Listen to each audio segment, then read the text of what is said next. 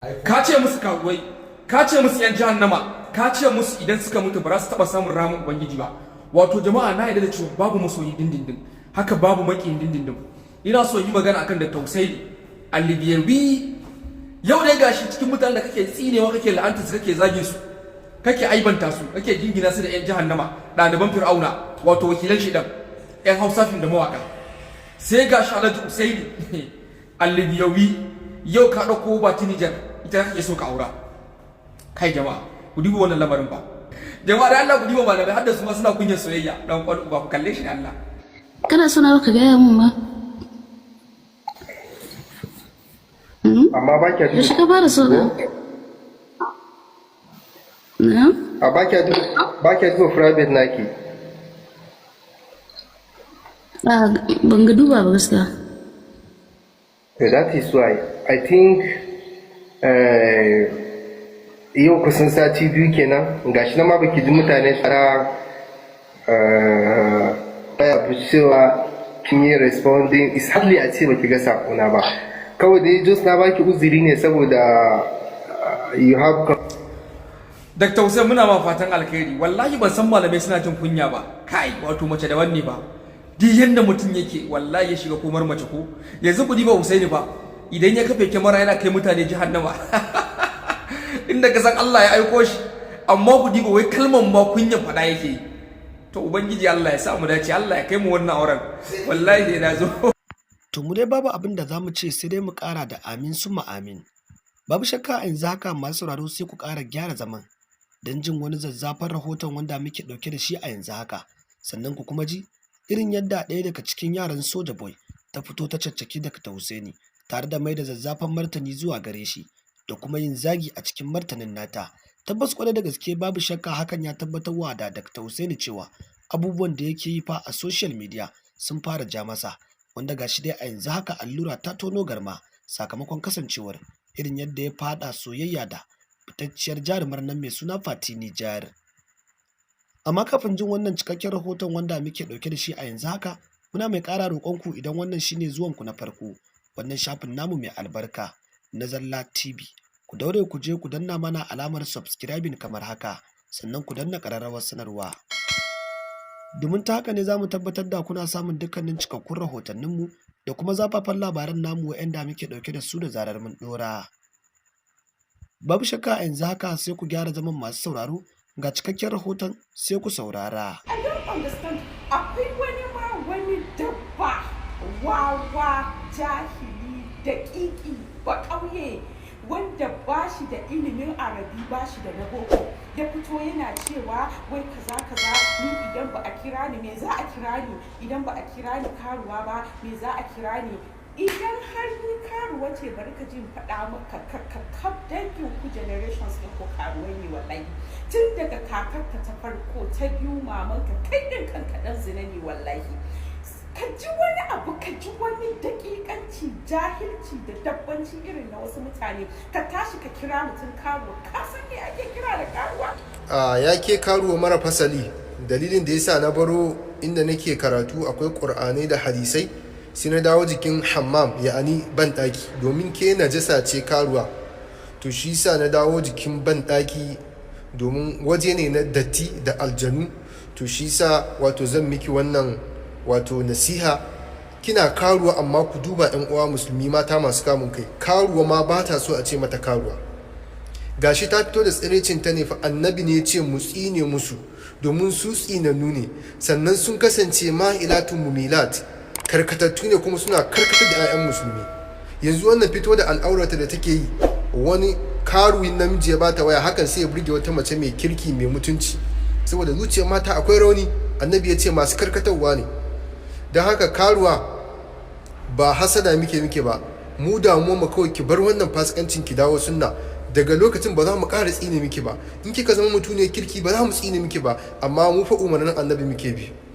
Zagi kuma da kika yi da sauransu, mu mun san cewa me dama ai sunanki ne na karuwa. Karuwa akwai abin da ya wuce ta yi kamar zagi da sharri. To da haka mu ba mu da damuwa. Mai ƙauye kowa durƙonka da addini dama za a samu wawaye 'yan ƙaryar boko ko 'yan ƙaryan wani abin duniya da wayewa su dinga ce ma mai ƙauye saboda riƙonka da addini. To kin ga kalman mota da kika faɗa kika ce in ita aka baki kenan hasada za ta fi haka, kika ce me Range Rover, duk da ke Range Rover kika ce. To wasu kuma naga yan uwa sun zo suna ta miki dariya wai RIP English waye turancin baki faɗa daidai ba, saboda sun saba sanin wani mota da ake cewa Land Rover. To ba roba ma take ba, yawa ita kalman Land Rover LAND sai na robar a gabar, to wannan Land Rover da ita mutane suka saba faɗa, to shi sa da kika ce Range Rover sai suke cewa me, duk da ke ba Range Rover kika ce ba, Range Rover kika ce kamar da suke faɗa. To tabbas mai wannan karuwa adalci, akwai mota Range Rover, domin Allah ya ce wala yajrimannakum shana'anu qaumin ala alla ta'dilu i'dilu huwa aqrabu littaqwa. Kada kiyayya ku da mutane dan tana fasika ko karuwa mai mata adalci. A'a, motar da ta faɗa da ke yan duniya ce, yan bariki ce, karuwa ce, ta san da motar akwai mota da ake cewa Range Rover, tabbas haka ne, dan ita roba mata ce rubber yake, domin O ce RO tana zama A ne wannan O din. To ma ba nan muka zo ba, da bokon naki da addinin, ke yanzu zaki magana boko ko addini ma ki kalle ni ki ce mun mai kauye ko mai addini, saboda mun gaya miki gaskiya kike zagin mu. To don haka wannan motar abinda ake sire ta yan uwa ba kuskure ta ba, akwai ta, karuwa ce, dole za ta san da wannan. Ana sire ita kusan miliyan 220. To ita ce take cewa wani ya dauko wannan tinkiyar wa a dau wannan mota a bata, take kamar roƙo ne ma nan take wani ya dauka a bata. To amma wasu yan uwa suna ta mata dariya, ta ce Range Rover wai Land Rover. Akwai Land Rover akwai kuma Range Rover, wannan haka ne. To da haka yan uwa muhalli shahidin mu almuhim, wannan karuwai saboda yadda mutane suka je suka dunga zaginta da mata maganganu marasa kyau da siffanta wannan al'aurata da ta fito da shi, sai yasa ta je ta goge wannan postin din. Ai kamata yake kama suna na dare kamar da Allah ya kama Fir'auna, ya kama sunan Karuna, ya kama sunan duk wani mutsiyaci dan iska, har mai gidanku shedan Allah ya kama sunan shi. To da haka mu shi sa muke kama sunan mutum gado ba ma tunanin komai. Amma kin zo kina ta wani haushi a bayan hari, dole mu gaya miki gaskiya, ke karuwa ce, babu wata macen kirki. Muka ba da wannan tambayar cewa in ba a ce miki karuwa ba, uwar me za a ce miki? Ki ga mana sunan da za a gaya miki, ki kalle ki dan Allah da wannan shiga. In ba a ce miki karuwa ba, uwar me kike so a ce miki? Ki zama mutum ne kirki, ke kanki kin san ashe ba daɗi abu, kin san abin da kike ba mai kyau bane, amma kin zaɓi lalacewa da iskanci. Wasu kuma ƙazaman maza har ki zo kina burge su. Da haka in dai muna raye ba za mu taɓa barin wata karuwa ba, duk zagin da za ta yi mana ba sai mun gaya mata gaskiya. Ku tai mu zagi ko a jikinmu. Ki ji tsoron Allah ya ke karuwa, datti da najasa na zinace da fito da tsiraici, wallahi shi kaɗai wannan abin ya isa ya tarwatsa rayuwarku da take gajeriya mata. Ni wallahi ban ga abin kallo ko bin ma irin wa'annan matan ba, in banda da wasu mazan su suke zuba mana da kima. Me ka kalle ta gaba ɗaya da ka san wata dori na ruwa, wata tinkiya gaba ɗaya zar irin tinkiya, ka shafa mata gari, kawai tinkiya ce wannan. ɗaya amfani irin wannan. Da haka muna musu wannan maganar ne don irin language inda suka fi ganewa kenan. Akwai mutum da ga wallahi ko da lalatacciya ce tana neman shirya, amma akwai wacce kawai ta kwashe kanta daga gaban ma'aiki, kamar da Hausawa suke cewa. Da haka ta kwashe kayanta da'a wa Allah wa da'a wa manzon Allah sallallahu alaihi wasallama. Da haka dole ne mu ga muku gaskiya, ko kun ki ko kun so, gaskiyar da iyayenku ma suna jin tsoron gaya muku. Kuma wallahi duk macin da za ga an bata waya ko mota ko wani abu ta fito tana nuna duniya, ko wallahi yan mutsiyata ce, ko kuma mutsiyaciya ce, ko arzikin bai kai arziki ba. Ba yadda za a yi wajen in akwai abin a gida babu a house ne, in akwai a house wallahi kin fi karfin ka fito waya ko wani abu kin nuna wai gashi an baki.